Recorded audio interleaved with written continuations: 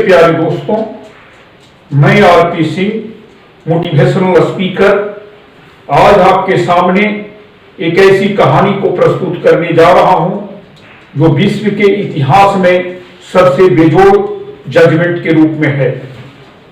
यह कहानी स्विट्जरलैंड के एक कस्बे की कहानी है जिसमें एक बच्चा जो है 15 साल का है और वह एक जनरल स्टोर में चोरी के जुर्म में पकड़ा जाता है। उस स्टोर के मालिक ने उसे पुलिस के हवाले कर दिए। स्टोर का एक वकील जो है केस दायर किया और जज ने उस पर तफ्तीश शुरू किया। जज साहब ने उस लड़के से पूछा कि भाई तुमने चोरी की? उसने कहा हाँ। उसके बाद दूसरा प्रश्न जज ने उस लड़के से पूछा, तुमने चोरी क्यों किया? उसने कहा मुझे भूख लगा हुआ था। तीसरा प्रश्न जिरह के रूप में आया कि जब भूख लगा हुआ था तो तुमने किसी से मदद क्यों नहीं मांगा? उसने कहा कि जज साहब, मैंने 50 लोगों से मदद मांगने का प्रयास किया लेकिन किसी ने मेरी मदद नहीं किए। सभी लोगों ने $1 क्या एक पेनी देने से भी मना किए। उसने पूछा कि तुम अपने घर वालों से मदद क्यों नहीं मांगा? उसने कहा कि घर में सिर्फ मेरी एक मां है जो बीमार है और उससे मैं कुछ कह नहीं सकता। जज साहब ने उसके बाद प्रश्न किया कि तुम नौकरी क्यों नहीं करते हो? उसने कहा कि मैं नौकरी करता था और नौकरी करता था तो उसने कहा कि कार वाश में, कार सफाई केंद्र में, गैरेज में मैं नौकरी करता था। एक दिन जो है अपनी बीमार मां की सेवा के चलते मैं नौकरी पर नहीं जा सका जिसके कारण मुझे नौकरी से निकाल दिया गया। अब जज साहब उसके बाद प्रश्न पूछते हैं कि तुम अपने मां को बताया कि हमारे पास पैसे नहीं है? तो उसने बताई कि मां मेरी लाचार है, उसे मैं बता भी नहीं सकता हूं कि मुझे नौकरी से निकाल दिया गया क्योंकि वह सदमे से टूट जाएगी।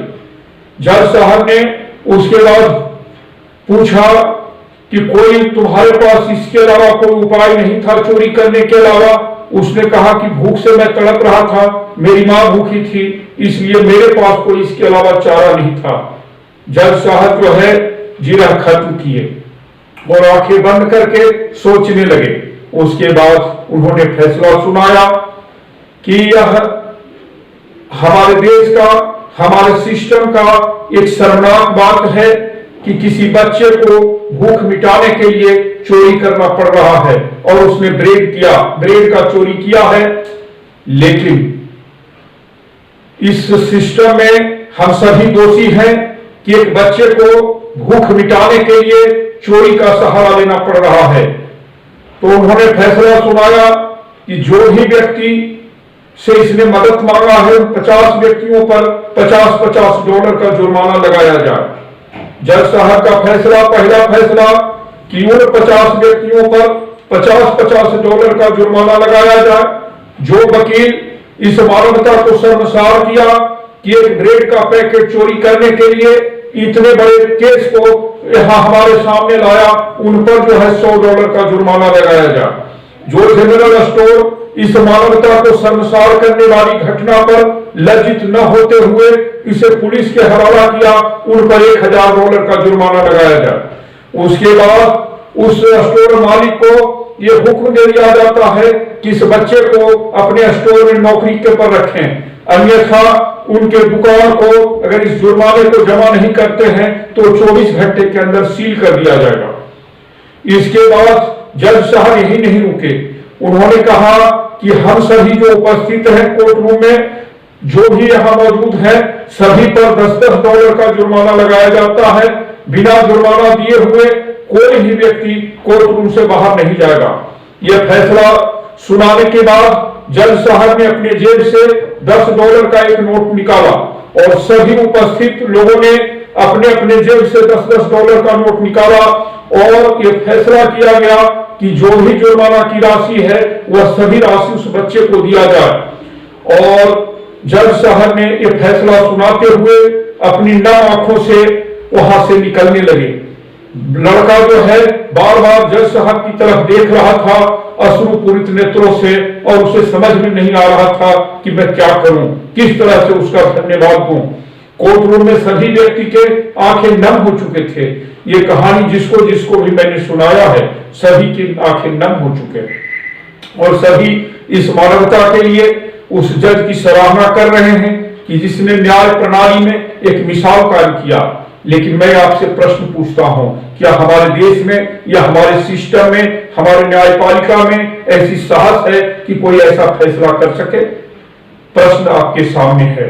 लेकिन मैं कहूंगा कि यदि आप संपन्न हैं और मजबूत व्यक्ति हैं, पढ़े लिखे हैं और आपके सामने कोई भूखा तड़प रहा हो, तो वैसी परिस्थिति में आपकी जिम्मेदारी है कि अपने इनकम का कुछ हिस्सा कम से कम वैसे लोगों के लिए कुछ करें जिससे कि जो है अपराध कम हो और समाज को एक नई दिशा दशा मिले। आपके सामने जो आपके जेब में नोट है वह एक महज कागज का टुकड़ा है। आप जो जेवरात पहन रहे हैं वह सिर्फ पत्थर का एक टुकड़ा है, उससे ज्यादा उसका महत्व कुछ नहीं है। आप ये सोचते होंगे कि मदद करने के लिए बुढ़ापे का इंतजार करना होगा, तो आपकी जिंदगी की कोई गारंटी नहीं है। जब आपको समय मिले, आप इस समाज को, देश के लिए आप अपने को तत्पर पाइए, क्योंकि समय बीतते देर नहीं लगता है। अच्छे काम में विलंब न करें। यदि आप सिस्टम में पावरफुल हैं तो अपने पावर का उपयोग जो है यूज करें और समाज को एक नई दिशा दशा देने में अपनी भूमिका प्रस्तुत करें। तो बंधुओं, इस कहानी के माध्यम से मैं आपको झकझोरने का प्रयास किया है कि हम जहां भी रहते हैं वहां के वातावरण में हर चीज खुशनुमा न है, तो उस खुशनुमा न है, लेकिन हम खुशनुमा बनाने के लिए जो भी प्रयास कर सकते हैं प्रयास करें। यही मेरी कहानी का कहने का उद्देश्य था कि समाज में यदि छोटी सी बदलाव इस कहानी के माध्यम से यदि एक व्यक्ति को भी मैं बदल सकता हूं तो मेरी इस कहानी की सार्थकता होगी। इन्हीं शब्दों के साथ मैं कहूंगा कि मेरे इस चैनल को लाइक करें, शेयर करें, सब्सक्राइब करें और वैल्यूएबल कमेंट देना न भूलें। जय हो, जय हो, जय हो।